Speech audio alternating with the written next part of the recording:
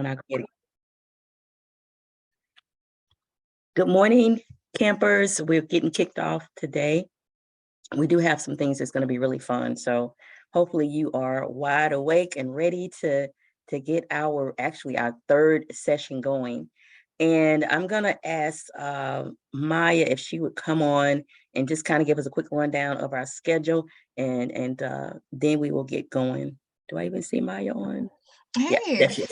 hi guys. Sorry, my camera's not working, but No hello. How's problem. everyone doing today? So for today, we've got a lot of cool stuff on the docket. We're gonna start with a little bit of Black history and data science and health science with Tony and Archie. Then our wonderful Ayana is going to give us a little bit of a rundown on data ethics. So she has a presentation ready to go for you guys. And then lastly, we're going to show you a little bit of data visualization. This is different than the coding that we've been doing. Now we're going to kind of show you guys how you can actually put some graphs together and be able to show the data insights that you are going to be collecting. After that, we're going to go into our breakout rooms again, and we are going to start sort of drafting some project proposals. So that's how today's going to go. Should be a really fun Saturday. Also, good morning. Thank you, Maya. And how much time did we have for the Black history? Let's do about 10 to like 15. Okay, sounds good. There. All right. That sounds great.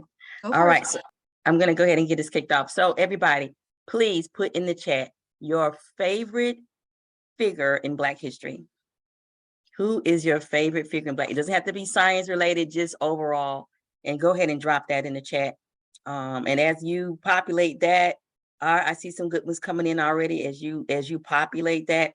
And what does it really mean to be a favorite figure in Black history? It doesn't have to be anyone famous. It could be someone that you know, someone in your family, but someone who has represented the Black ethnic group, Black population, African Americans in a way that is a role model and has inspired you or inspired others. So I see some really good names coming in.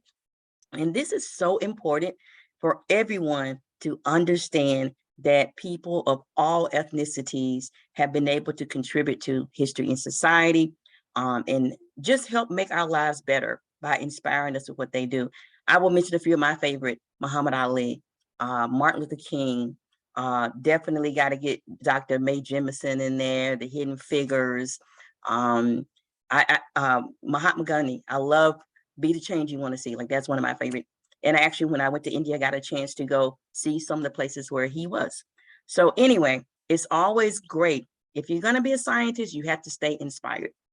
And you have to understand how you have purpose in society. So you need to study history, and you also need to know who your role models are going to be so they can inspire you. Now, I'm going to narrow that down.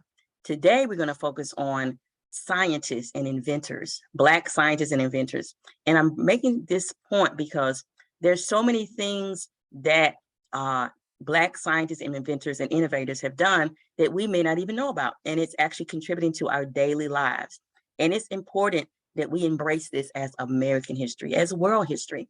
And Archie's going to help me with a presentation. We're going to go through some of that. And I'm going to ask Archie if she wants to kind of go ahead and bring that up. I'll give you a little background. I'm going to invite you all to join the National Society of Black Engineers, our junior chapter here, which is historical within itself. You get to learn that. But we've been able to collaborate with Cortex Robotics, which Archie's a part of, and other organizations, and really enjoy learning about history. So without any further ado, I'm going to ask her to kind of give us a little rundown. I'm going to chime in too as we go along. Do we want to start with the Lewis Latimer video? Oh, yeah. Actually, yeah, we can start with that. So as I cue that up, does anyone know who Lewis Latimer is? Anyone in the chat? If you do, you know anything about Lewis Latimer? Okay, let me ask you this. How many of you have lights in your house? Then you may appreciate knowing about Lewis Latimer. How many of you have talked on the phone? You will appreciate knowing about Lewis Latimer. So I'll just leave it at that for the moment. Let me share my screen and get this going.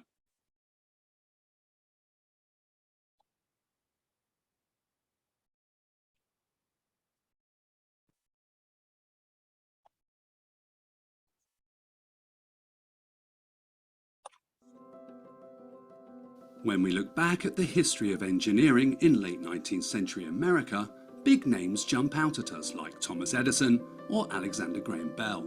However, there is one man who connects these figures together, someone who worked with them on some of the most famous inventions, and in some cases improved on their advancements, but sadly he's not a household name. Meet Lewis Howard Latimer, the man who played an important role in Edison and Bell's historic work, and whose inventions have impacted our lives in more ways than we know.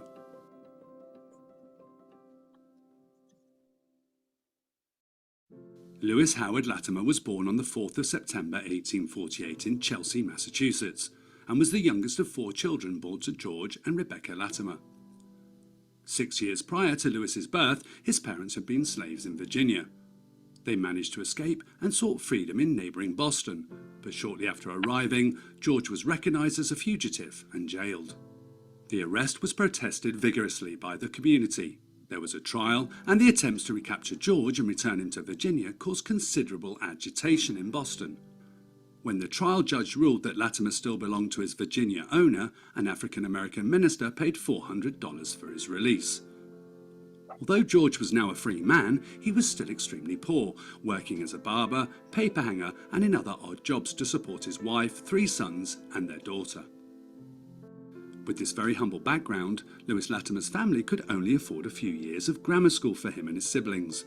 He still developed a keen interest in the arts, but especially in drawing, a skill that would benefit him hugely throughout his life. By the time of his adolescence, the Civil War had engulfed America, and in 1864, at the age of 16, Lewis enlisted in the Union Navy.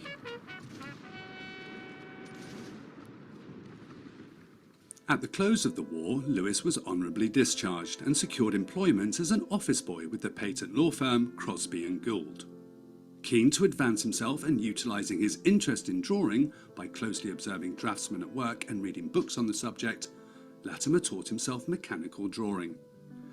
His perseverance and passion paid off, and Lewis eventually managed to become chief draftsman at the firm during his 11 years. In these years, Lewis met and married Mary Wilson, whom he would also go on to father 2 daughters with. Post-Civil War America saw a huge increase in inventions. Patents were being secured by their thousands as industry and industrialization was booming.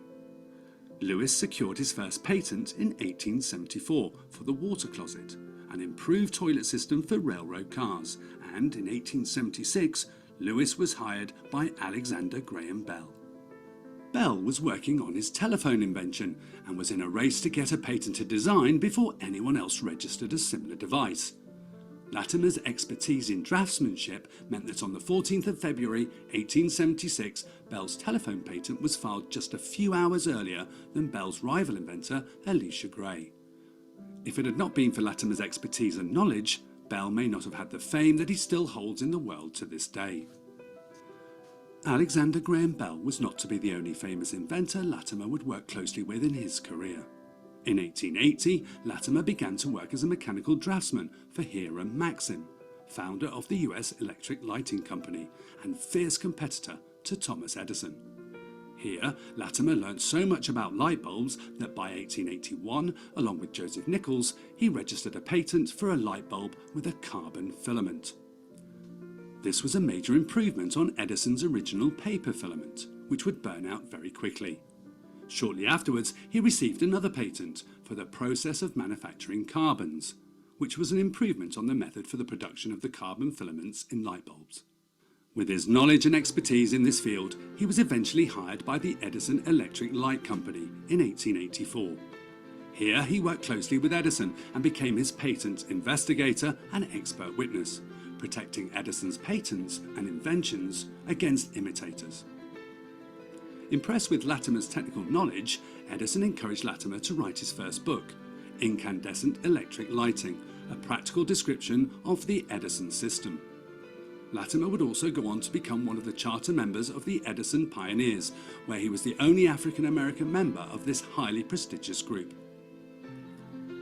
Latimer's inventing talents weren't limited to light bulbs. In January 1886, he registered a patent for an early air conditioning unit apparatus for cooling and disinfecting. In many ways, this invention can be seen as the grandfather of the modern air conditioning unit. He also obtained a patent for locking racks for hats, coats and umbrellas. Although this invention is now fairly obsolete with our modern fashion, in Latimer's days, this invention did see lots of use in restaurants, theatres and office buildings. Latimer remained with Edison's company throughout the years as it merged with other companies to form General Electric, the same company that's still active today.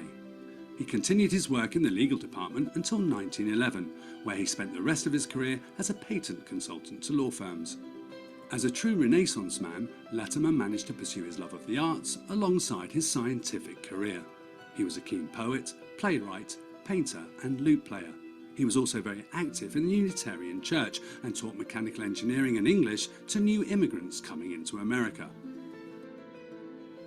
Lewis Latimer came from so little during a time in history where he was a second-class citizen, and it was through his hard work and determination that he managed to rise up and make important advancements in many technologies that are still in use today.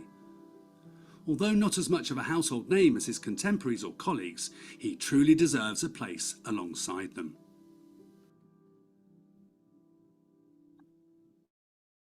Wonderful. So I would encourage you to go back and study on your own a little bit more about Lewis Lattimore. I'm going to ask Archie now if she can bring up the PowerPoint with the others. Kate, did you have a question? Oh, okay. All right. So Archie, if you can go through the slide deck that you put together, we'll talk through a few more. Yep, so we're going to be talking a little bit about Black figures in data science. So starting off with the hidden figures. Have any of y'all seen the movie? You can maybe put that in the chat. Yes, I see people saying yes, they've seen it. Yeah. Okay, yeah, so the hidden figures, if you've seen the movie, if you haven't seen the movie, you definitely should. It's a very good movie. But essentially, it's talking about three essentially data scientists who were essential to NASA's space program. So they gathered data from flight tests and did trajectory analysis. They succeeded in spite of many obstacles, including NASA's discriminatory practices. And they were also known as human computers because of what they could do. Okay, so next we have W.B. Du Bois. He's a very interesting figure. He was a sociologist, historian, and activist, and he's often called like the first sociologist in American history.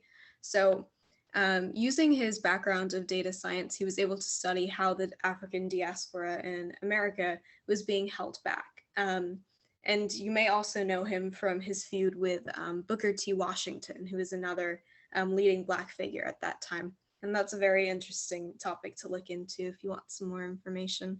I'm just kind of breezing by some things, just kind of mentioning some topics so that if you're interested, you can research it in your own time. Yeah, okay, so next we have Lewis Latimer. The name may sound familiar. So like we just said, he worked with Alexander Graham Bell, Thomas Edison. He helped develop the telephone, improved production of the carbon filament, so improved on Thomas Edison's design. And he also was very involved in the arts. So he liked just drawing, which allowed him, which helped him a lot with his career in mechanical engineering. And he was also interested in creative writing and music. So a true Renaissance man, like the video said. And I'll chime in and say, my personal email address is still amarnold@bellsouth.net because of Lewis Lattimore. And if you have AT&T now, AT&T bought out Bell South. So if you have an AT&T cell phone and that services your home, it's connected to a company that Lewis Lattimore was a part of.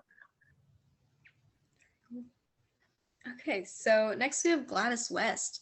So she actually helped a lot with the GPS, or the Global Positioning System. So she started out in a naval base, and she was able to gain the respect and admiration of her white colleagues by working her way up the ranks. And she made a computer that was significantly faster than other models at the time, which allowed for them to make calculations to make an accurate Earth model which eventually led to the GPS orbit. So someone whose contributions have really shaped where we are today, right? Like I am not very good with my road sense, so I probably couldn't get anywhere without Google Maps. So Marion Croak. So she is now the Vice President of Engineering at Google, where she leads the Research Center for Responsible AI and Human-Centered Technology, which is a topic that Ayana is going to talk to us a bit later. She has over 200 patents. She's an inductee in the National Inventors Hall of Fame. And she contributed greatly to audio and video conferencing technology, which is very, very relevant in today's world. Timnit Gebru, so she's a super interesting figure. So she created the Distributed AI Research Institute that allows for research free from big tech's influence after she was fired by Google for publishing a paper that, for writing a paper where she spoke out against large companies like Google and questioned the ethics of their AI research. I've linked to this cool video here that's like an interview with her, so I suggest checking that out if you're interested. It's very, very cool. Silas Adekunle, he is a Nigerian robotics technology entrepreneur and inventor, and he's also the world's highest paid robotics engineer. And he's also very, very young, so I don't think he's even 30 yet. So he is currently working on developing a platform for the Internet of Things and industrial automation. He's also advocating for robotics and AI in Africa through education. And he created this robot right here called Mechamon that combines robotics with augmented reality to bring video game characters to life. So super interesting figure. Definitely look into him if you're interested. We have some astronauts here. So Dr. May, that Ms. McFarland mentioned earlier. So so she has a pretty extensive education background. She was accepted into the NASA 1987 astronaut training program, and she traveled into space on Spacelab J, and she was the first woman of color to do so. We have Dr. Ronald McNair. So he was an American physicist and astronaut. He served as a mission specialist on an 8-day flight aboard Mission 41B. He was the second Black astronaut in space, and he actually grew up nearby to here if you live in North Carolina. He grew up in South Carolina. He was a graduate of North Carolina A&T State University, and Ms. McFarland was just telling me that the engineering building is actually named after him. He graduated from MIT with a doctorate degree in physics, and he was one of 7 astronauts selected to explore space on the shuttle called the Challenger. And I see Mr. Jonathan putting Aggie Pride in the chat. I would definitely, if you all decide to join NSBE Junior, we should take a trip for you to go see that building. I actually had a chance to meet Dr. McNair when I was in high school, and I was afraid of math, and he told me to don't be afraid to explore the unknown. Those words still inspire me today when I get afraid or I feel like I'm not doing something right, I'm not doing well. I think about what he said. And we have so much in common. I am actually wearing my George Washington Carver Junior High School t-shirt today because he went to George Washington Carver High School. I went to George Washington Carver Junior High School, and we are both from South Carolina, and we both play music. So those are my connections with Dr. Ronald McNair. Okay, so last but not least, we have Lieutenant Colonel Gion C.S. Bluford Jr. So he's an aerospace engineer and former NASA astronaut. He grew up in Pennsylvania, and he received his aerospace engineering degree from Pennsylvania State University. He was the first African American and second person of African descent to travel into space, and he served as an astronaut on Space Shuttle Challenger. If any of you are a scout, he earned an Eagle Scout in 1958, which is pretty cool. But yeah, so I'm gonna post this slideshow in Google Classroom if you want to look through. We have for all of these, we have like a video, an article, and things like that if you want to learn more about a specific person. And if you want to find extra resources or anything, you can definitely reach out to me or Miss McFarland, and we can help you find some other things. But yeah, this was just to kind of give you a general overview of Black figures in data science. And I know that we definitely did not get to cover all of them, but yeah. All right. Can you all show Archie some love for her work and the time that she put in putting this together? And I will say, this is definitely us living the dream of Dr. King. He wanted to see everyone of all ethnicities embracing our lives together. So let's give Archie some love for doing that and studying a whole ethnicity that's not even her own. Like, I think that's just amazing. So please use the resources that she put together. And if you're going to be around us, you're going to always hear about some history. Like, we have so much stuff. You're going to be thinking about it in your sleep. You're going to be dreaming about it. So appreciate it. Awesome. All right. Maya, did we Hey. pass to Ayana? I'll pass it off to you. Go ahead. Ayana, you are up. Awesome. I really enjoyed that presentation. And Tony, you really hit on something. And Archie said this too. There are so many figures as I was looking through the chat. There's a lot of even scientific figures there. So if you're joining as we know, you're going to learn majority of those. But it's always good to see, because representation is a really big part of this field of data science. So before I get started, I want to do a little icebreaker, because I'm going to present about data ethics, but I want this to be more of a conversation. And I want it to be a conversation because I really want you to understand, as you're building models or as you're collecting data, the responsibility that comes with doing so. So in the chat, or if you want to come off of mute, can you tell me about 3 different tools or things in your day-to-day life that collects your data? And even if you can just give me one, that's fine. Can I say one? Sure, go ahead, Madison. My YouTube, actually, because like if I don't want to type in the same YouTube channel every day, it'll just save what I typed in yesterday. And then whenever I want to watch something and see what they uploaded, I can just go to that list and click on the person who I uploaded. And it's really good because all the basic people that I watch are already on that list, so I don't have to type them up every single time I want to watch them. Awesome. That's exactly right. So it's saving your preferences. That's data. Imani, you have an example? I know that websites you visit, they collect, or they'll just like monitor different trends and what you look for on the website, and they'll ask you sometimes your preferences on cookies used.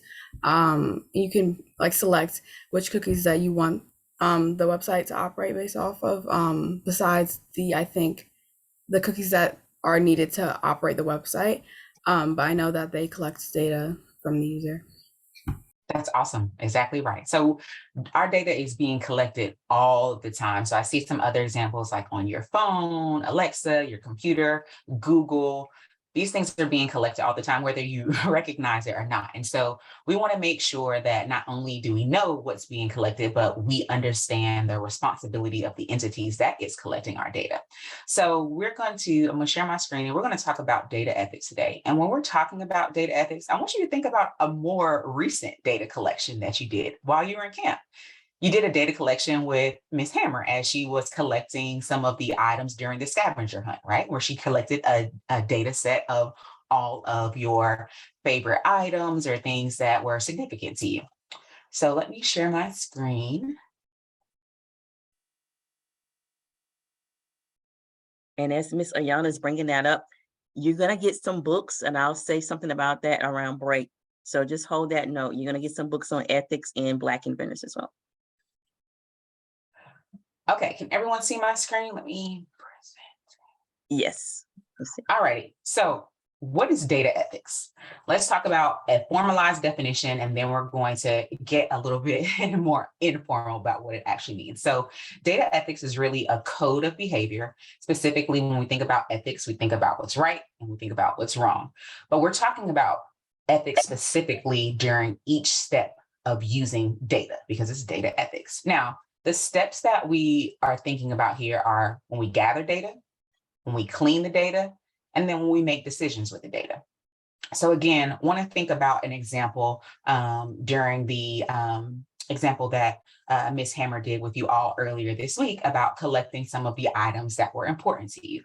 She was gathering that data from you through survey. You got into your breakout groups, collected some items, and then she synthesized all that data. She brought all that data together. So she cleaned it and she processed it to be one data set. And then from that data set, she was able to start querying, as you learned, using SQL or SQL to be able to gather some insights from that data. Now, as she was doing those things, we know that she was doing that responsibly, but let's really dive into what actual steps she needed to take to do that. So in thinking about that, we think about the principles of data ethics first. And we have 4 main principles here. That's transparency, privacy, accountability, and fairness.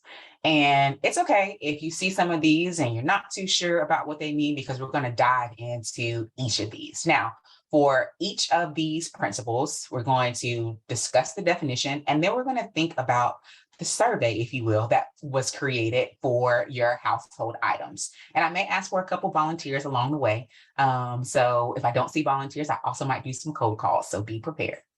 All right, so when we're thinking about transparency, the actual definition of transparency when we're talking about data ethics is ensuring that all individuals have the right to be informed about any processing activities of their personal data and how decisions were made using their data. So for an example, when we're thinking about healthcare options, and we'll show a little bit about this soon, a lot of us wear wearable devices that track some of our healthcare metrics. So it will track our blood pressure. It tracks how many steps, for instance, we've taken. It'll track things that can link with portals that we have online. And so I know when you first download an app or you first get a device, you see this thing that says you have to agree to these terms, and it is a really long listed contract. And many of us don't read that. But inside of that contract is talking about you having the right for your data not to be collected anymore. It discusses how that data is being used and shared. And so you have access to that information. And so instead of just clicking, use the data moving forward, maybe take some time to look through the contract and see exactly what some of those principles are. So when we think about the scavenger hunt, how was Ms. Maya transparent about what she was going to be utilizing the data for? Can anybody come off of, and I think I can look in the chat too. Yeah, how was Ms. Maya transparent about how she was collecting the data and what she was going to be using it for?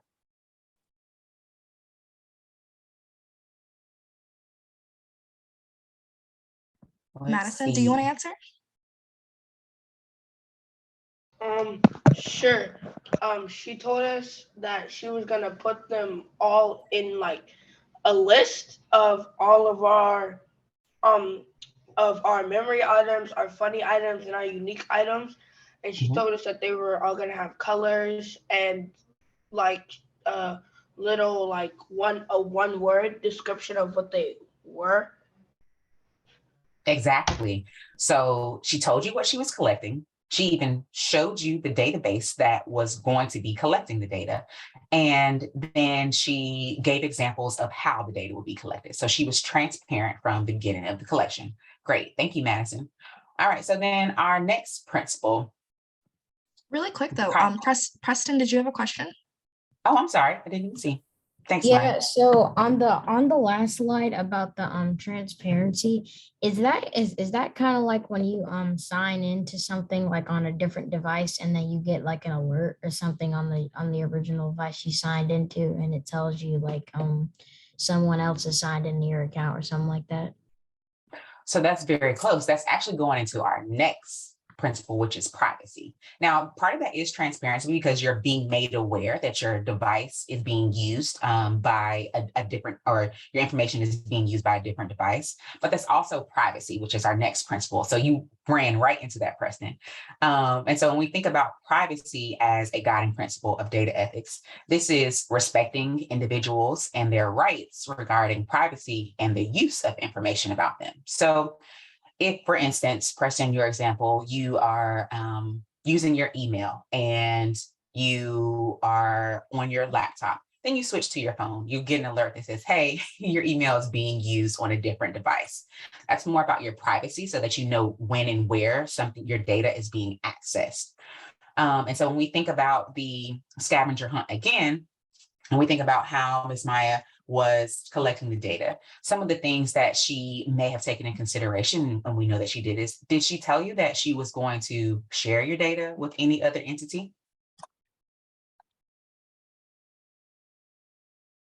She didn't, right? Because she knew that that wouldn't be a secure, and I am seeing some more. Okay, right. And so she knew that that wasn't going to be secure. Additionally, as Tony just mentioned, Ms. McFarland, Arnold McFarland mentioned in the chat, you each signed a data privacy statement.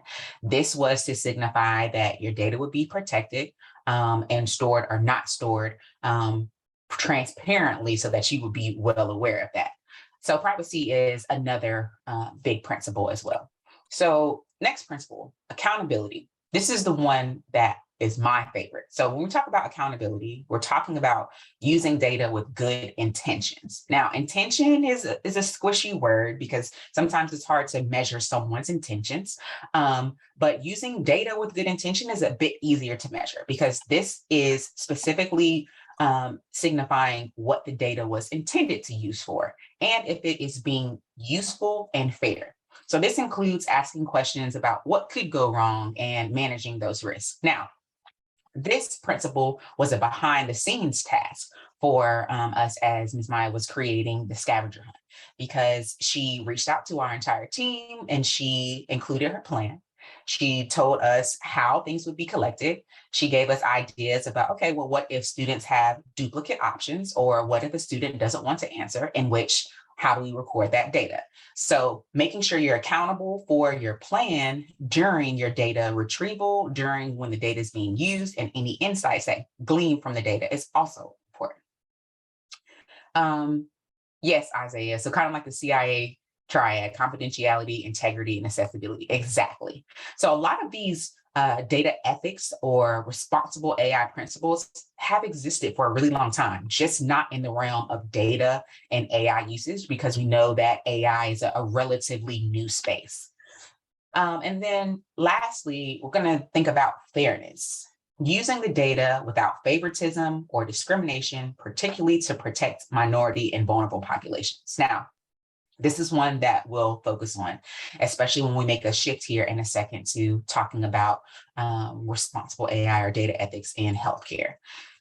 When you are completing a survey, there are usually some items that are collected that are called demographics. Does anybody know what demographics means? And if so, can I get a volunteer to tell me? I can explain demographics. So Okay. demographics are things that identify you, such as your background, your race, pretty much just identifiable objects about who you are. Exactly. So we think about demographics like things that get collected, like our gender, like you said, our race, maybe our address, things that make up who you are as a person. And so when data is collected, especially in smaller numbers, if we include demographic information, sometimes we are able to identify individuals that are in minority populations, which fits inside of the fairness, inside of privacy. But then from a fairness perspective, we'll see that the outcomes aren't favorable to specific demographics. Now, when you were completing your survey and finding your items for the scavenger hunt, and Miss Maya explained to you what she was going to be collecting it for, did she say that she was going to be comparing any groups? Does anybody remember the groups that she was looking at?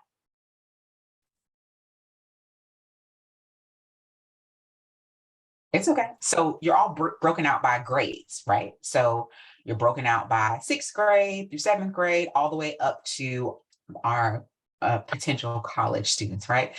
Which is interesting to say. And so when we think about breaking up into groups, she didn't decide to break up into groups by demographics that may present some fairness risk. She instead broke it up by how we have camp, which is by the grades. And so when you're thinking about fairness for data collection and data usability, you have to make sure that what you're collecting, you compare different demographics to make sure that they all have equal and equitable outcomes. Now,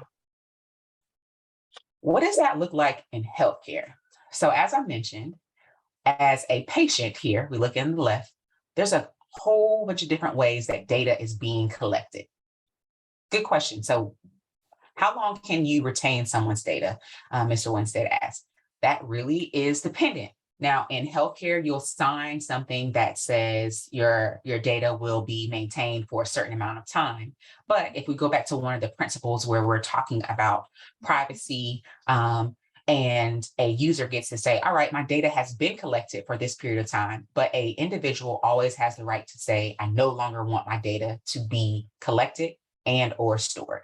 So at any point in time, in any instance, whether that is your phone data, how we were talking about on YouTube that has your preferences, you always have the right to say, I no longer want my data to be stored. You even now have the right to say, the data that has been stored historically, I want that to be removed as well.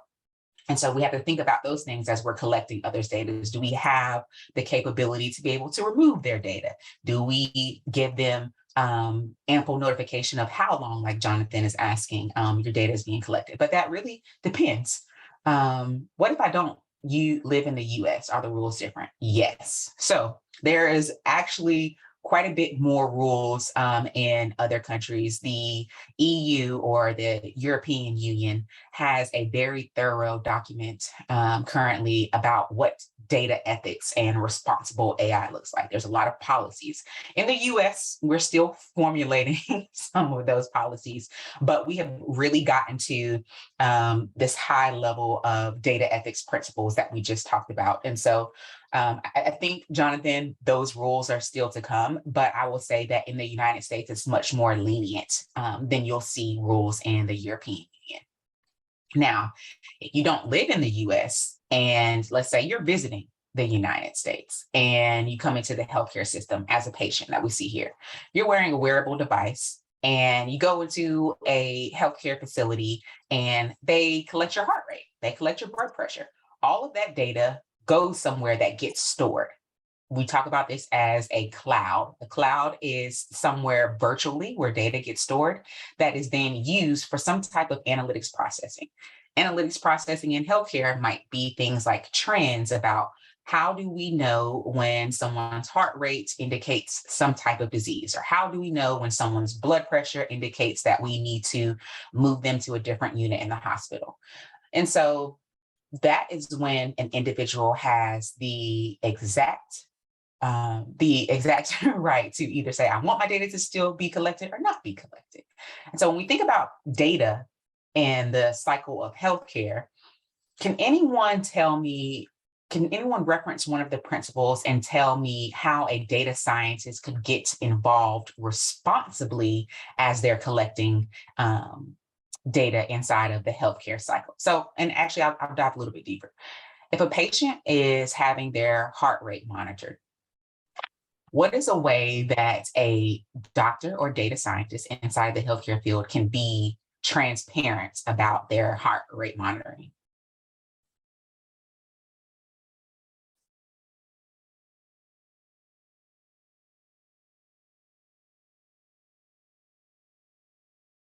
Any volunteers? Okay, I'll do this one. Oh, okay. Madison has her hands up. Okay, I'm sorry, I can't see You're them. Madison, did you want to answer? Yes. So, my mom is actually a registered nurse, and so like she does the job. Don't know exactly what it is, but like she does this where she makes where the people tell her if they don't think that they paid the right amount, and then she will review what they had done at the hospital and make sure they paid the right amount. And Okay, so that's great. and so like and whether they can be transparent if they have a machine connected to them. Actually one of our friends, she had my mom's friend, she had a very high heart rate while she was pregnant, and she was posting pictures of it on Facebook, and nobody told her, or none of the doctors told her. And then so the baby came out like 2 months early or something. Mm. And so, and then my mom went, and then my mom's friend went back and checked the Facebook post, and one of the comments said, "Did they give you anything for your blood pressure?" And she said no, and then she looked at the picture again, and it was very high, Mm-hmm. like Mm-hmm. 180 over Mm. something. Wow. That's a great example. That's a great example. And I'm probably going to dive into that a little bit deeper in a second. So when we're exactly, and I see in the chat from Kaden and Isaiah, so asking a patient for their consent for their heart rate. So when you go to the doctor, it may feel, yes, Shir, I was actually going to talk about aftershock. It may feel like you are being told what to do at a healthcare provider, but that is always consent. If a nurse practitioner or a doctor is saying, I am about to check your heart rate, or can I check your heart rate? That's consent. If you say yes or no, it's consent. If you roll up your sleeve and say, yes, let's move forward with that. Now, transparency about that. And I really liked Isaiah's comment about maybe how it compares to other healthy heart rates. BMI, so body mass index. We always get that measured when we go to the doctor. And the transparency part of that is, here is how your BMI compares to others. So that's exactly it, Isaiah. However, if we go back to talking about the different groupings, when we're looking at demographics, it is known that BMI is not an equitable measure between different demographics, specifically between white individuals and Black individuals. It's not the same type of measurement. We also know that in Black families, we tend to have higher heart rates, higher blood pressures, but those aren't necessarily deemed as measures that are of urgency inside of healthcare. And so as we just heard the example about a young lady having a high blood pressure and not knowing that she needs to go to the hospital, there is actually a movie that Cher just mentioned in the chat called Aftershock, where we're talking about these exact metrics inside of healthcare. And so a lot of Black women are during their pregnancies and preterm labors are having their heart rate monitored and their blood pressure monitored. And there's no transparency in knowing that there's no transparency and there's no protection of them to know that how they're comparing to other Black women. Instead, how they're being compared to other white women. Instead, they're being compared to other Black women that have higher levels of these metrics in which they don't receive the healthcare that they need in time. And so when we think about data in the healthcare cycle, not only is intent important, not only is transparency important, but also when we think about fairness, when we're looking at the data that gets collected in respect to different genders, in respect to different races, it is important as data scientists to always manage and analyze the data that we're seeing across different demographics. So the last part of this that is really important is representation in data science, especially in the healthcare field.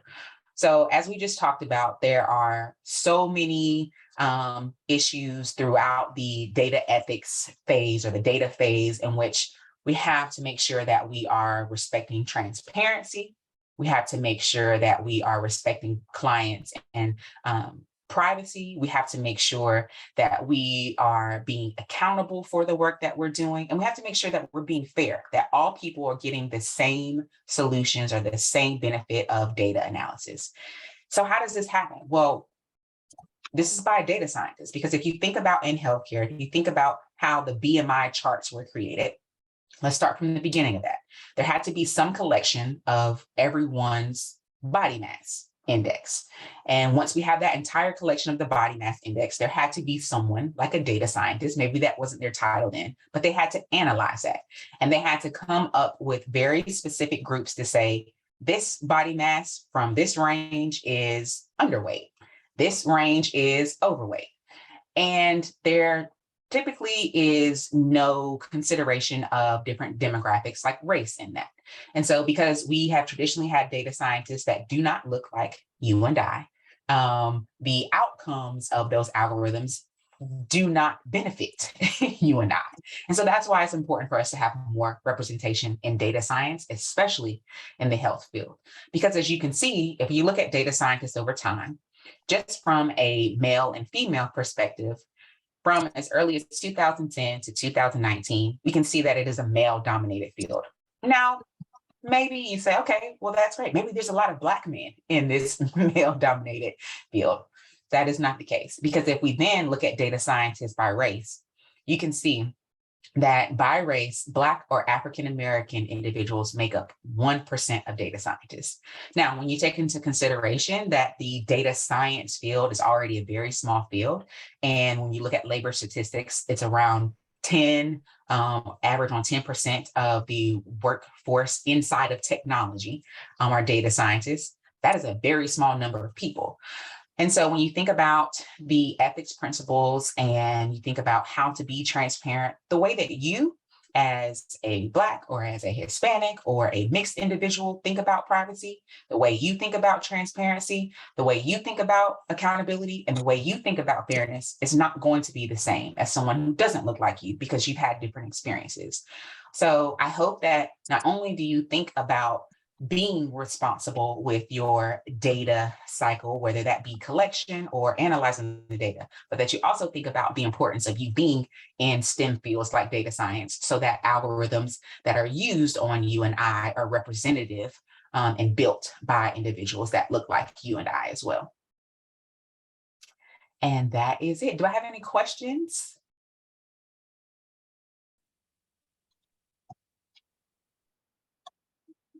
And I can't see. Let me stop sharing so I can see everyone. Madison has a comment. Okay. Madison says, thank you, Jonathan. Madison says, I know that's the conversation started when we talked about her friends, also what happened to my mom, and now my brother has disabilities. Yes. And so that's part of the transparency and representation inside of data science, because not all of these outcomes can be avoided. But if we have data scientists and analysts and doctors and nurses that look like you and I and think about healthcare with our specific backgrounds in mind, then maybe some of these things can be mitigated and helped before they happen.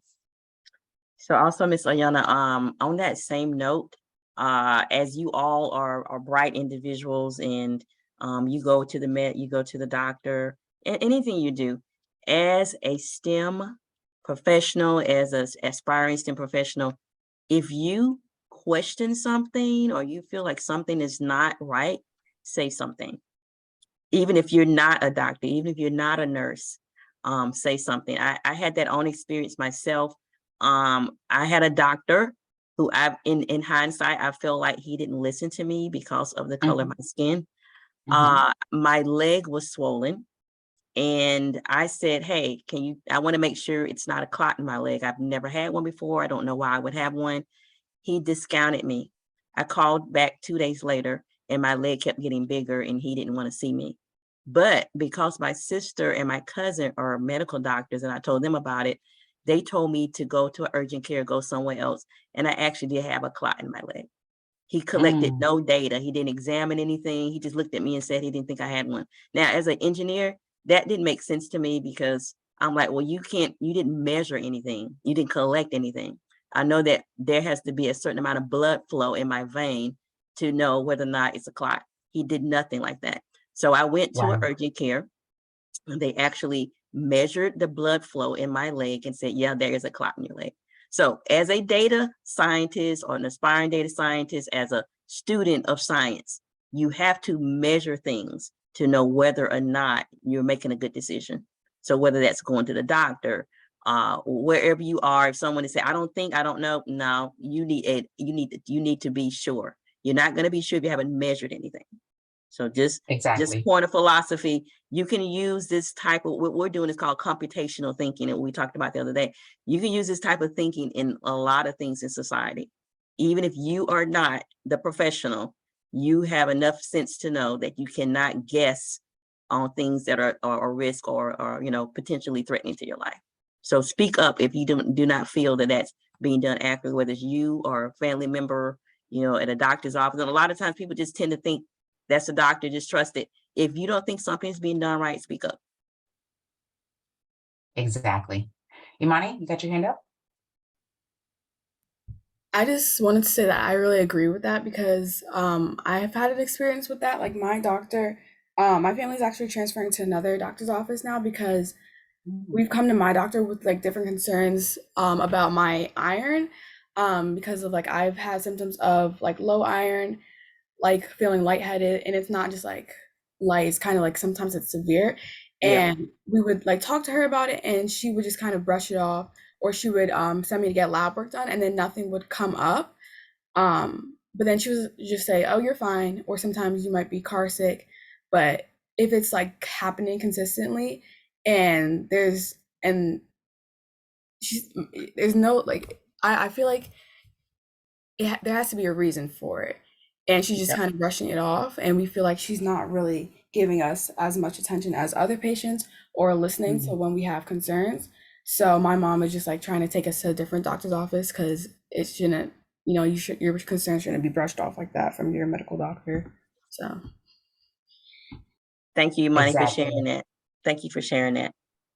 And this is why this camp is really about, we're supposed to be looking at health disparities, but yes, these are called disparities that we're talking about. We're not getting I would say there's an inequity in listening to us because there are some myths out there. I won't get into all of that, and we have some clinical researchers coming in next week, but there are some things that uh, exist in society that are biases, and some of the decisions that we're talking about may be based off of what doctors have seen before, and they feel they don't need to examine us, or they don't think what we're saying is legitimized. So I won't get us off track, but this is exactly why we need you in data science. This is exactly why we Exactly. need you in STEM, because you have a cultural lens that's missing. You have cultural Mhm. intelligence that's missing. All right. So thank you, everybody. Please give Miss Ayana some love and thank her for Thank you. getting us on this Fantastic. topic. Yeah, and getting us all excited and just ready to go out and save the world. Awesome. Thank you. So Maya, do we want to go ahead and have Jonathan prepare for us share Yep. with us okay. So real quick, I know you all are talented in so many ways, and we won't be able to fit everything. And that's why you have to join Nesby Junior, because we're not gonna be able to fit everything in during this camp. However, I want Jonathan Winstead II to share with us. He actually went to a camp that I think is very interesting. And if you have something interesting that you've done that you want to share, we'll see if we can fit it in. So Jonathan, I'm going to turn it over to you, and we're going to give you about 10 minutes to talk with us about your summer camp experience and share what you learned. And first, introduce yourself. Tell us, what school, grade. You hear me? Yes, we can hear you. Okay. My name is Jonathan Winston II. I'm a sophomore at News Christian Academy, and the project I did was we did a research project on multiple sclerosis. And the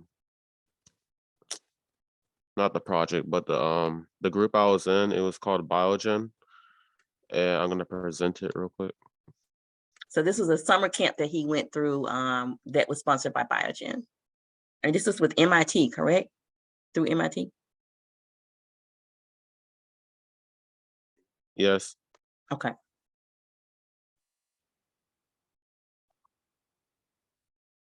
Basil, did you have a question?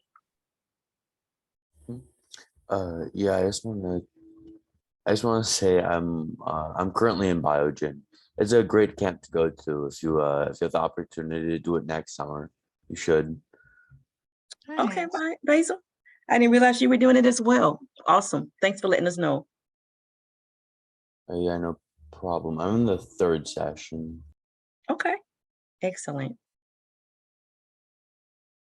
And as Jonathan is loading this, he's participated in other projects. So if you enjoy learning this way, we'll give you information on how to join Nesby Junior and get exposure to other activities. All right, go ahead, Jonathan. Okay, I'm gonna go with the main things because I don't want to take too long. So the first area that we had was what is multiple sclerosis. So basically, it's an inflammatory autoimmune disease that affects the CNS, and basically myelin sheaths and myelin producing cells are destroyed by it, and that basically causes the nerves to be damaged, and it ruins like the signals from the brain and the body.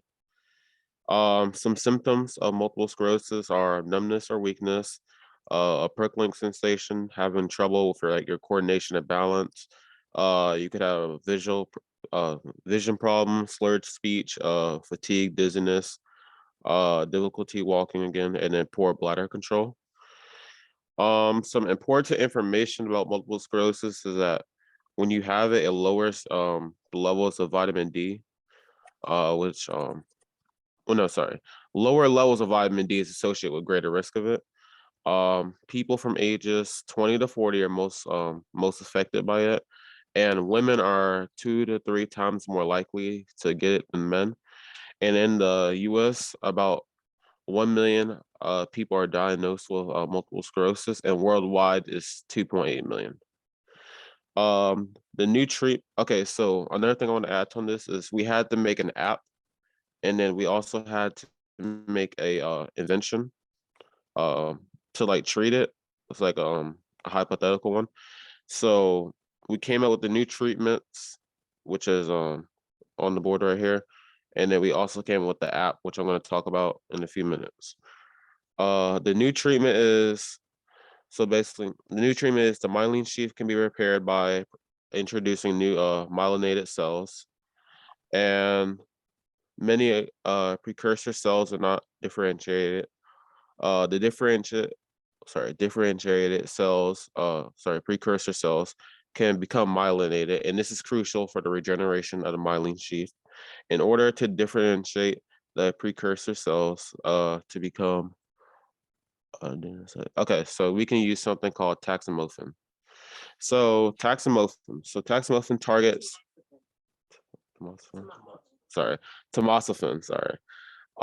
It was initially used to treat breast cancer, but it is a treatment and it's not a cure yet, so they haven't figured out everything that it can be used for, and it hasn't been found out to be used as a cure, but it's only used as treatment.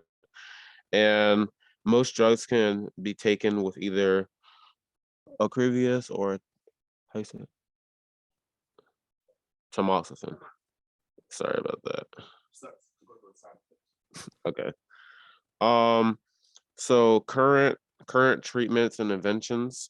So the current treatments and inventions. Sorry, this thing's in the way. So as listed right here, here's the 3 current treatments and inventions. And then as for example, TDCS. So genetic risk and factors.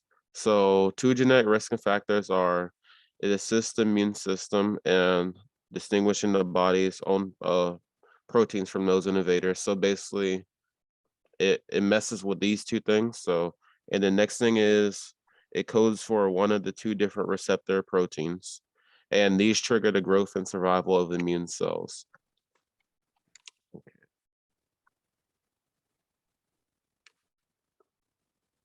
Give me a second. Okay. So the innovation that my group came up with was multiple sclerosis air bite. So the problem that we wanted to fix was poor balance and heat intolerance when exercising. And the solution we came up with was the air bike with air displacement used for cooling. So basically people didn't like overheat. So what it provides is balance easily kept while sitting down. Your body temperature can stay regulated with air from the bike. Moderate exercise is maintained, which is important for people and patients who have multiple sclerosis.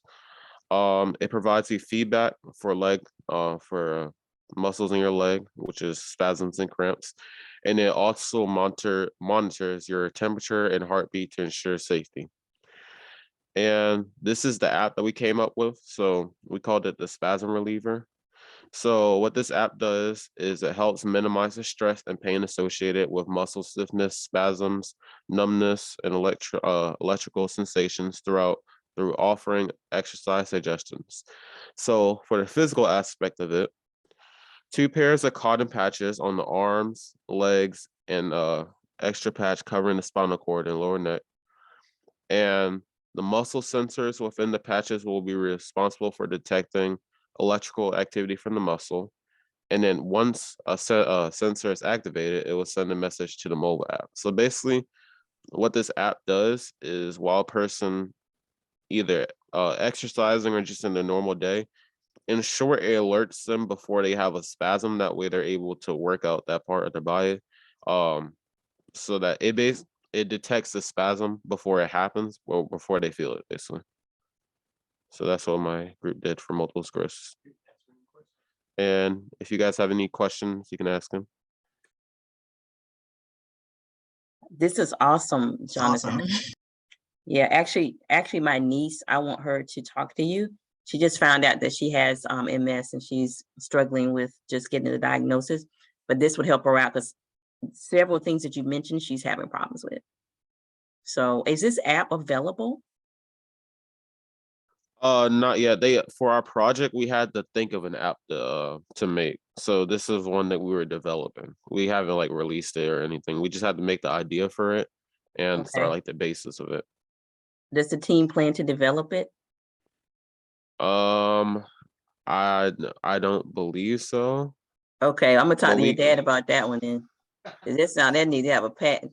Yes, I agree. Like right Yeah. now. Yeah, I don't want Biden to okay, let me stop. All right. We just talked about ethics, so let's just make sure you all get some credit for coming up with that. Good Any job, other- Jonathan. Yeah, excellent. Did anybody have any questions for Jonathan?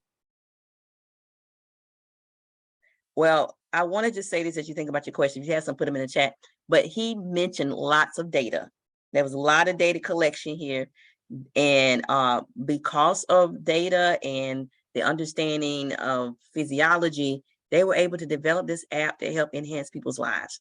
That's what data science can do for you. That's what science can do for you. That's how you can help other people. All right. Any questions for Jonathan?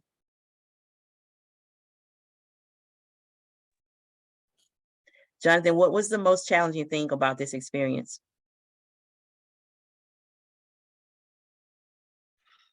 Most challenging, Mm-hmm. I would say not the presenting part, that was challenging too, but I would say gathering all the information. We had a lot of people in our group. We had 7 people in our group, no 6. Mm-hmm.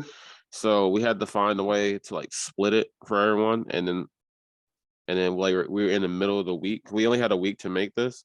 Oh wow. So we were in the middle of the week, and then I had done a part, and then I think Esha, she had done the same part, so we had to add some more stuff. So So basically just gathering all the information and find everyone's part. awesome. And how long was the camp?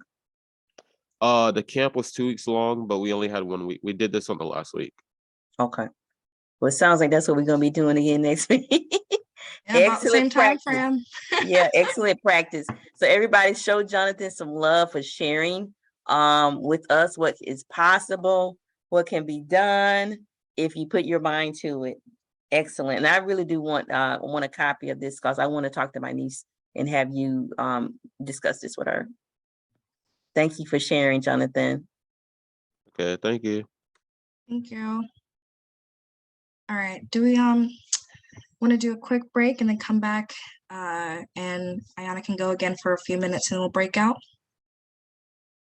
Yes, and when we come back, I do want to go over the kit. Like Okay. you guys have some stuff coming to spark your interest. You're gonna get a Spark My Interest kit. So come back quickly. What time do you want us back, Miss Maya? To save time, let's do a 5-minute break. All right, take 5 minutes. Come back at 12:10 and we'll pick back up. Just take Thanks, 5 minutes. guys.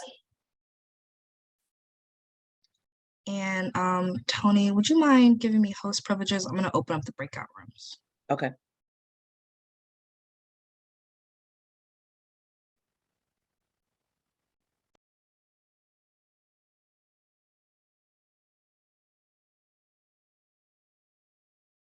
I'm looking for your name. I don't know who that is calling my house. Yes, I still have an old phone, okay? That is okay. I Because have a of house Lewis phone too. Lattimore. Because of Lewis Lattimore, I will not get the phone. I also have a house phone. Okay, There you go. thank you. No, that was awesome. Yeah, they can definitely do some House things phone. similar. What's Yes, wrong with a house phone? I Oh, had that. it's not needed anymore. Quentin doesn't approve. Oh, Quentin, you have not lived in that. Well, you're from Florida. You know about hurricanes. You know all about it. You need a house phone. Yo, those scientific words. Go ahead and grab one. Oh, let me put this on pause for a minute. Just summarize it. You just need. All right. So campers, we're going to pick back up real quick. You do have some things that are coming to your house showing up next week. So be on the lookout for this. A couple of items to help spark your interest in data science. We talked earlier, actually we haven't talked about this yet, but you're gonna you'll be learning about Python. So high schoolers, book 1 for you. The first book, actually we have 5 books. Everybody's not getting every book. High schoolers are gonna get this one, Python Coding for Teens. You're also gonna get Automating Inequality. So this is a book on ethics. Miss Ayana just talked to us about ethics. So this talks a little bit more about high-tech tools that profile like police and punish the poor. So we're going to get that book. And our middle schoolers, your programming book is called Python Programming for Beginners. You're going to get that. And your ethics book is called Power On, which is a diverse group of teen friends learning about how computing can be used in a good way. So that's going to be your ethics book. So you have a programming book and the ethics book, and everybody's going to get this book called Black Inventors, 15 Inventions That Changed the World. So when you get these books, put a shout out in your chat, in your space to your group, letting us know that you got them. And if you want to start reading them, feel free to go ahead. Actually, if you want to start reading the one on ethics, go ahead and start taking a look at that one. And that's it. I'm going to pass it over to you, Ayana.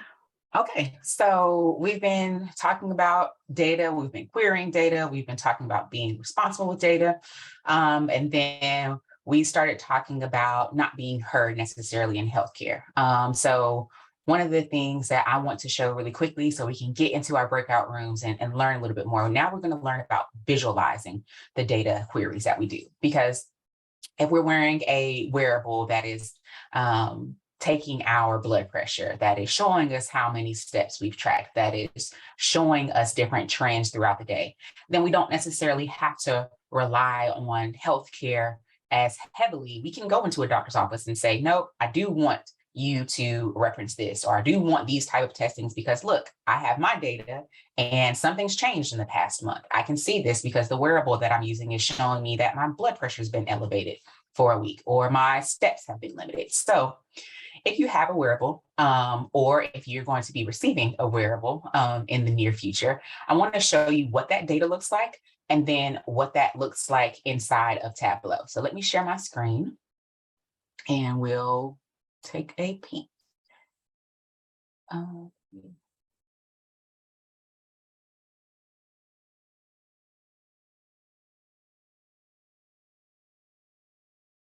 Okay, can everyone see an Excel spreadsheet? Yes. Great. Okay, so just really quickly, when you're wearing, whether it be a Fitbit, a Garmin, any other type of iWatch, or any wearable device that's tracking your activity, this will be specifically for Fitbit data.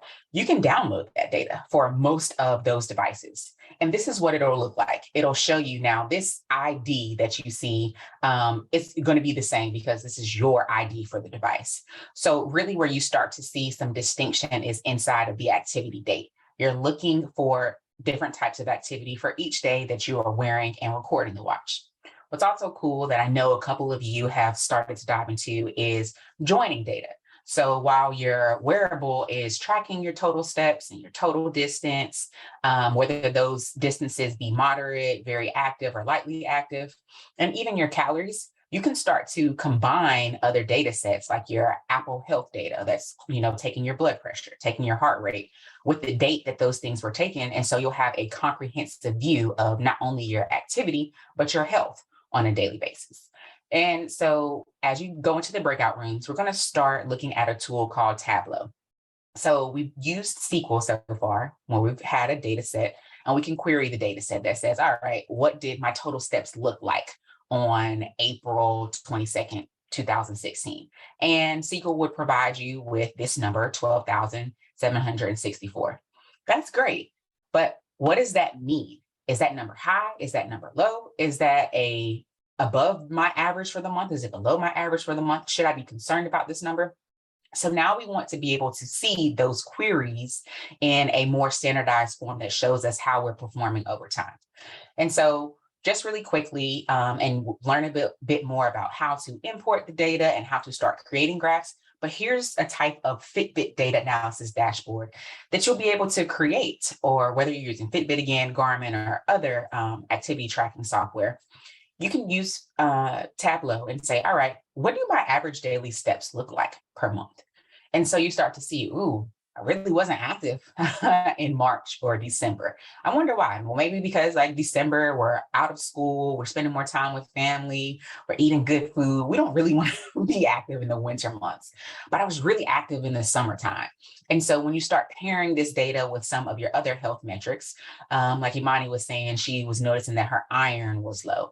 Maybe, you see that you weren't as active. And so some of those things might be connected, but you're now more well-versed to go to your doctor's office and say, hey, I'm having these issues, but I also know that my activity was low. Or you can say my activity wasn't low and I'm having these issues. So I want to understand better. Now, the beauty about Tableau is you see a whole bunch of different graphs here. We're looking at average daily steps by month, but we can also look at your annual progression by month. So how many steps additionally did you have? So you have an average bar here. You can create an average chart and where you'll see, all right, these are the months that I was above my average for these prospective years. Or it looks like my average was pretty low in 2014. I'm proud of myself because I've picked up the amount of steps that I'm doing this year. I need to get back on it because that's fluctuating a bit, but all of my years have been progressive thus far. Also, okay, well, let's look at my steps by the weekday, because now I can say, all right, I'm not as active on the weekend, but that's okay because I want to relax. Or if on average, I know that I should be taking 10,000 steps a day, I can start to average out my steps by weekday and say, all right, well, if I'm not quite hitting that 10,000 average, what days do I need to add more steps? Well, realistically, I can add a few more steps on the weekend so that I'm not overcompensating on days where I'm already doing a lot of steps. Inside Tableau too, you can also look at the days specifically where you got really high step levels. So it looks like in May 15th, I have a lot more steps than usual. Maybe I went to a festival. Maybe I went to a concert or something where I was walking quite a bit. And you can start to piece together your life with the data that's being collected. But then additionally, you can select these and look to see what that looks like in respective to your averages, in respective to your average daily steps, and then your steps by weekday as well. And so this is just a quick little sneak peek. Want to make sure that we get to the breakout rooms on time, but I want you to be able to make the connection of not only being able to query data, but now visualizing data to be able to gain insights that will show you maybe where you need to pick up things, or maybe where you can go to a doctor and say, hey, no, I know there's a difference because look, I can show you what my steps look like versus what my health metrics look like. Now, Ayana, did you did this on Tableau? Was this something you downloaded? It looks like it's online. Yes, so this is the actual dashboard. So I can provide this. This is a walkthrough of a public Tableau dashboard where they have uploaded this Fitbit activity data set specifically. Okay. Do you have the Tableau public link? Yeah, I do. Where they can all log in. Let's put that in the chat. Sure. And also, I believe John has a question. Jonathan, you've got your hand raised. Yes, I did. So yeah, great information there, Yana. So one of the important things, so yeah, I appreciate what you just shared. One of the important things that as data scientists, that not only that we understand the data, but for the audience that we present to, we need to put it in a fashion where they can understand, because they may not want to look at all the hard data in the fields. We need to summarize it and tell the story of what the data means. Exactly. And sometimes, and most times, that is not a data set, right? So making a visualization for that to be comprehensive, not only for you to see, what's going on with the data, but to see the impact of it and be able to make some changes based off of the insights that you gleaned. Thanks for that, Cool. Jonathan. Thank you, Yana. That was amazing.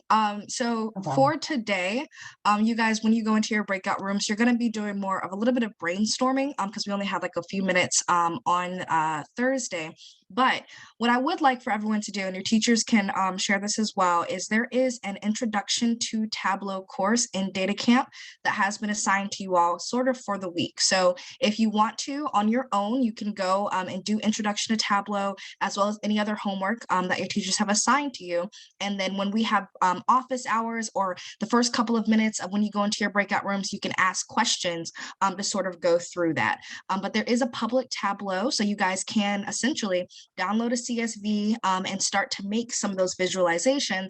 And then on our next class, which I believe is Tuesday, we'll show a little bit more of kind of like how that process would go. But feel free to go ahead and start looking at that on your own. And I believe that's all I have to say before we go into breakout rooms. Tony, John, or any of my teachers, do you guys have anything else to add?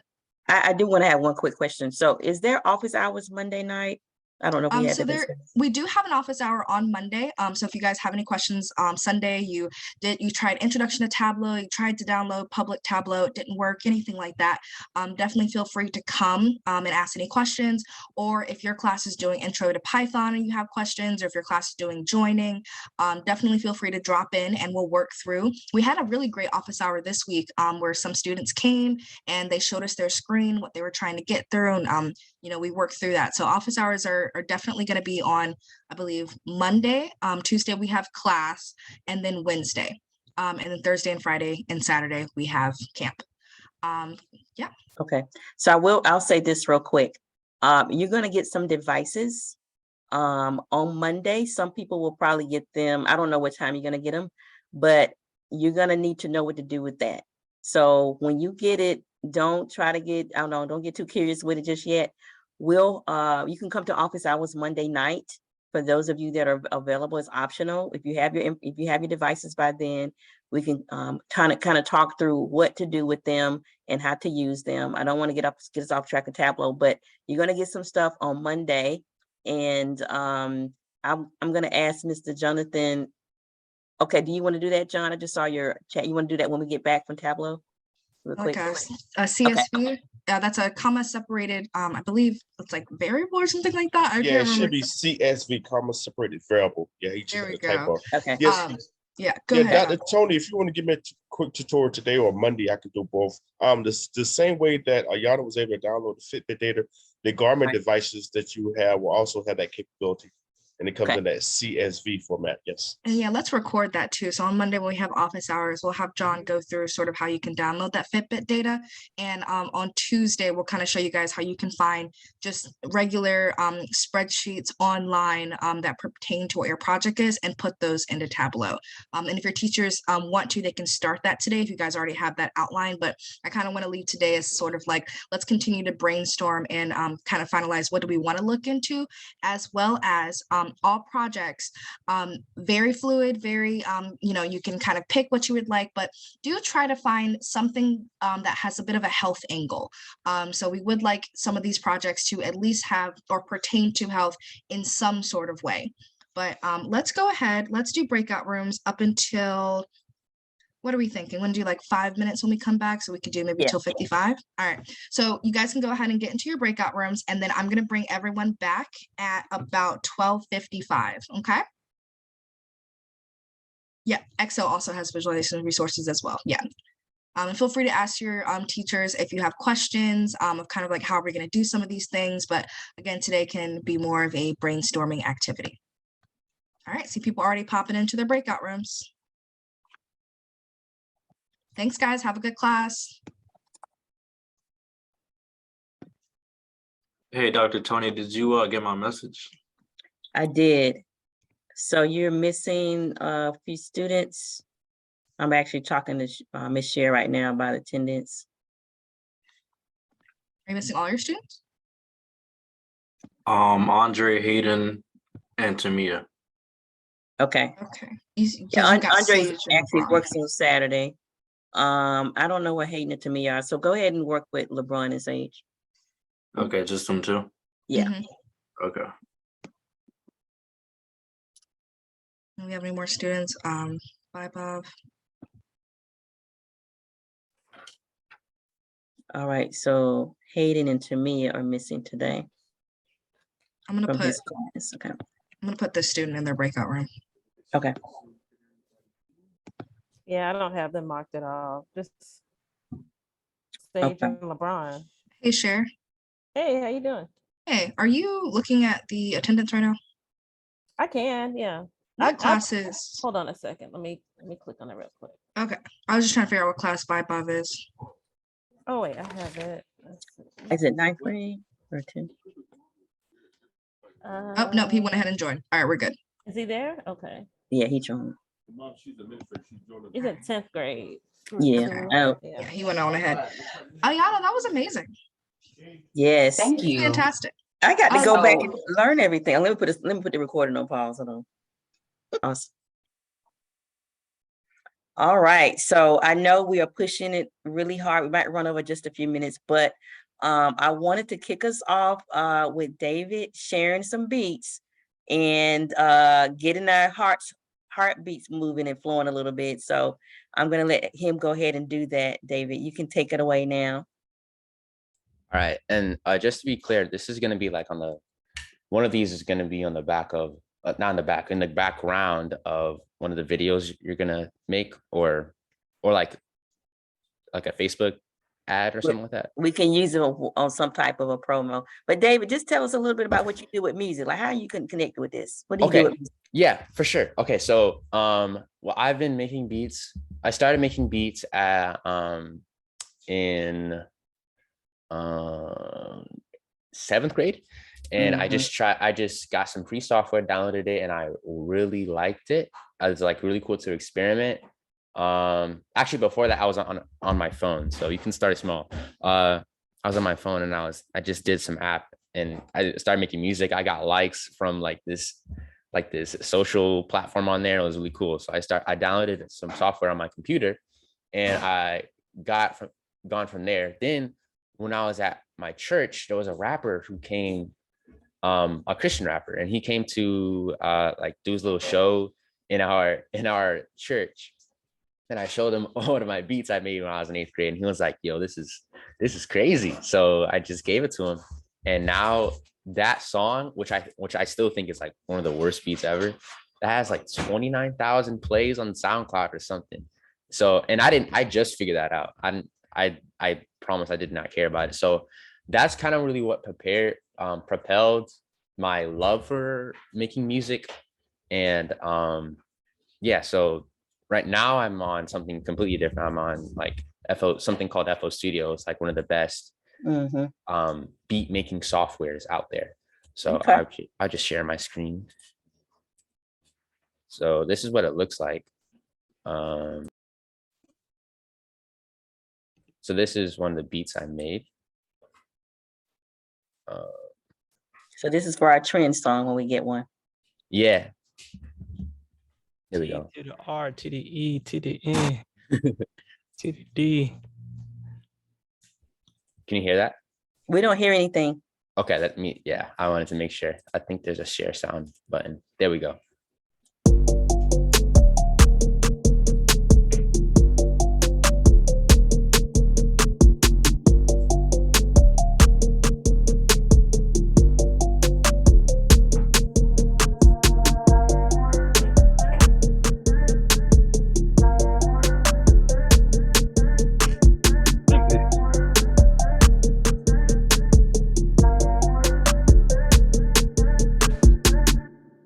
So we can do that. We can do that, right? We can do that. Fire, That was really good. Play that again. Right there. It's the party.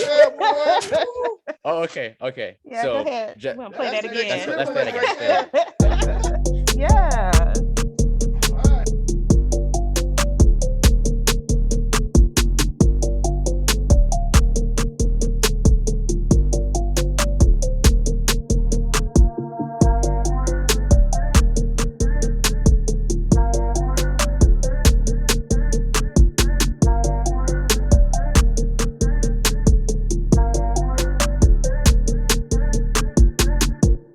Awesome. So we can that's do awesome. that. We can do that. But I made a Black Panther inspired one. I just want to know, like, let's say we hit the promo in November when it comes out, right? It could be like Black Panther type music. So okay, let me just show you. I call it Kwande. So I like the other one. I just want to see like everybody's reaction to this one. Okay. This is like Black Panther trap. You know what I'm saying? Or rap.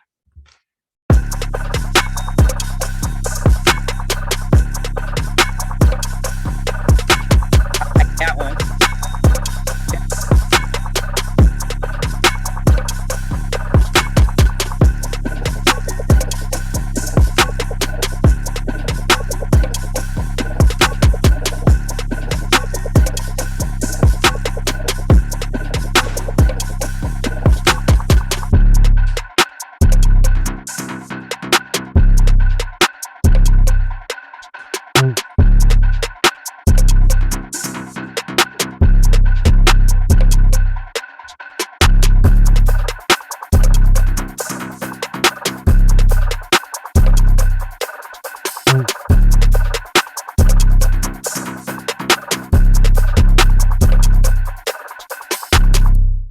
Oh, that's fire right there.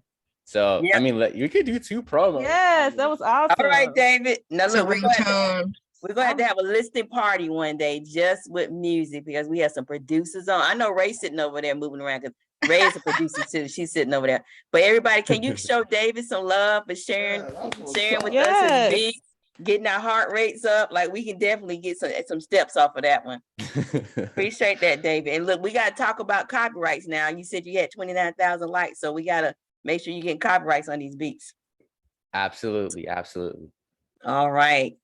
Okay. Well, Maya, I'm going to pass it back over to you. And thanks again, David, for giving us that little refresh. Yeah, absolutely. That was amazing. I think someone said that should be their ringtone. I agree. I want that to be my ringtone. But so just going over this week one more time really quick. I'm gonna let you guys go. Actually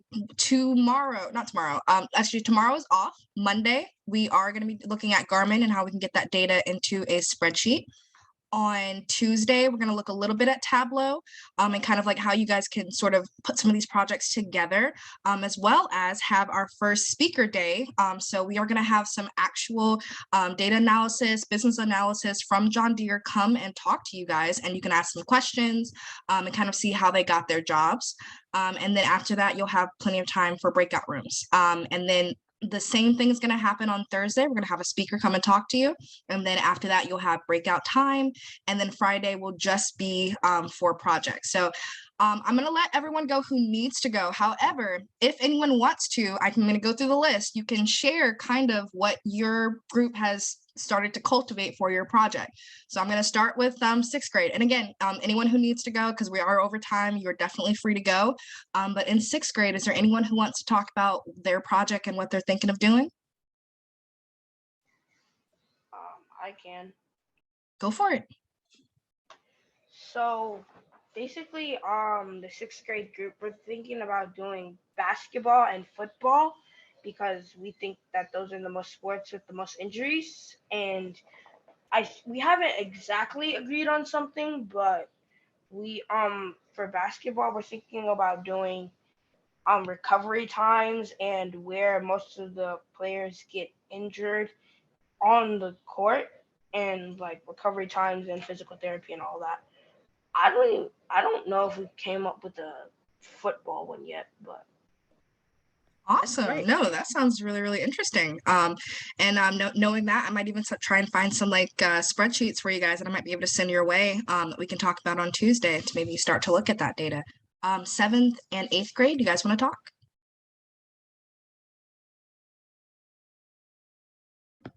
And it can be Isaiah too, because I know Sage's mic is down. All right, yeah, I can talk. Yeah, so we came up with, we created a survey on Google Forms, and basically we took the top 3 Naruto songs that are played, and what we also added a 4th one, and the 4th one was a song that Sage likes. So we took those songs. We're asking about your heartbeat. We're trying to collect data on heartbeat, on how you know, the different songs affect the way it changes while you dance to it. So everything's already complete. We just have to send them out. And that's going to be sent out to all of us? Yes. Awesome. That sounds very, very cool. Now, when you guys get those Garmin, trackers, definitely try and wear that when you take this survey. I think that'd be really, really cool. Very excited. All right. So 9th grade, Kaylin and or any student, do you guys want to share? I can go. So for our project, we're looking at like drugs and like specifically the African American community. So we started looking at like things that we want to look at. So for example, we want to look at like the jail system and like compare like the demographics, I guess, of people of African Americans who go to jail because of drug possession versus the like other races that go to jail because of drug possession, and then compare that to like the demographics of like who overall in the public like possess drugs or like use drugs as a whole.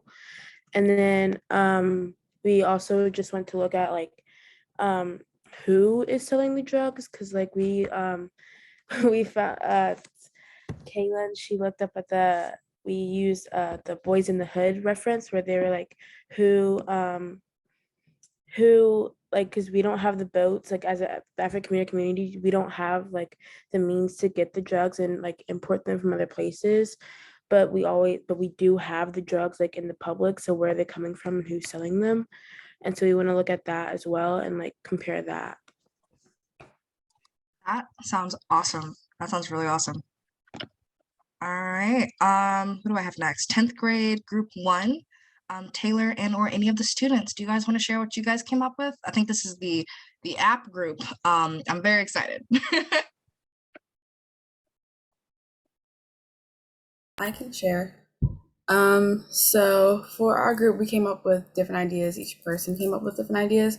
I came up with the idea of maybe an app, and I wasn't here last class, so this was just something I came up with really quickly. But there are a lot of medical professionals who may diagnose someone with something that they don't have, condition they don't have, whether it be a different disorder or a disease that they don't have, just because the doctor is able to get paid for that diagnosis, or the higher the diagnosis, they're able to report that to an insurance company and they're able to get paid. So there are many people who have something on their record that isn't supposed to be there, and it follows them throughout their life. And it's on their medical record, where they go to another state, another practice. It can follow them and they can get like inaccurate treatment or the things that they don't need because of what was put on their record. That's just one idea that I had that is something that our group came up with. So that is really awesome. Did you say there was another group or member in there who also had a app they wanted to share? They may not be here anymore. That's okay. Yeah, I can share for them. Oh, go for it.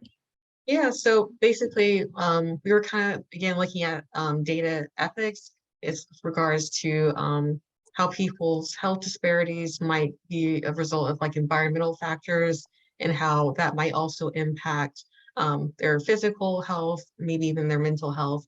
So we're kind of comparing those two to see if there are any correlations there, and that's what the app would help with. That is awesome, awesome, awesome.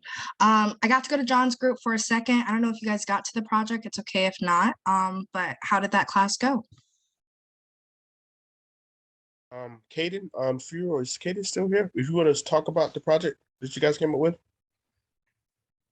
Our project was figuring out about how refs miscall plays and how people don't get the full, like how much money they usually get paid just because of one play. Like say Tom Brady missing a Super Bowl win pass gets cut off the team and loses $100 million. But the thing is, a ref could have made a bad call on purpose just so he can get paid. So that's also another factor into it. Okay, I'm interested to see how that turns out. That sounds really interesting. Fantastic. And lastly, my 11, 12 early college group, anyone from that group want to share? I can share. So we are talking about looking into homelessness and what factors cause people to become homeless, and we're looking into like maybe demographics. We should look into demographics too, and also substance abuse. We thought about the factor of like substance abuse and how that like plays into homelessness. So yeah, that's what our project's on. All right, that is really interesting. All of these projects sound awesome. I'm really excited for you guys to get in there. And then this week we'll try to shape those into something and you'll be presenting on Saturday. That's all I've got. Tony, do you have anything before I let everyone go? Yeah, just a couple of quick things. So Lauren, who was just talking about that project, I was speaking with Miss Ayana during the break. Lauren did, and I'm looking at Lauren as I say this because she's probably like, what she's going to say. Lauren actually did a wonderful project as a NEDS Virginia Explorer member for Team Immunity on medical mistrust. And I think it'd be a good idea for her to present that to us. Like they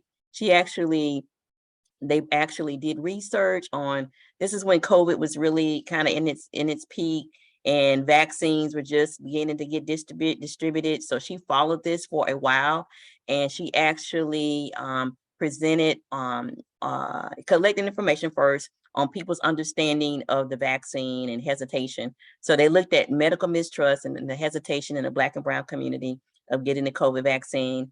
They also presented it at our NESB National Conference in 2021. And Pfizer was there. She actually presented it to Pfizer. And she also presented it at several of our RTP NESB meetings. And public health professionals were there who wanted to get this information and wanted her to actually work and do some clinical research, but she was too young. So anyway, I think it'll be good for you to, Lauren, share what you learned, because you were actually collecting qualitative data rather, and you analyzed it, and it's actually on a publication.